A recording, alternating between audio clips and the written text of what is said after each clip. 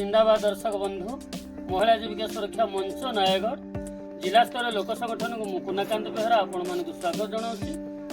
आज आम नयागढ़ जिला दशपल्ला ब्लॉक कुलुरकुंपा ग्राम पंचायत पांपराड़ा गाँव में पहुंचीचु।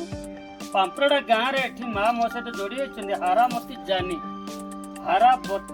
जानी तांकर बयस सीमा रेखा 80 वर्ष ऊर्ध्व टपी गला किंतु सरकार नीति अनुसार जो भत्ता से पाइबा कथा से भत्ता पाइबार से वंचित अच्छा। तेणु आम जिला प्रशासन ब्लॉक प्रशासन एवं राज्य सरकार को आम संगठन तरफ आम निवेदन करूँ जमीक माँ हारामती जानी पिता होती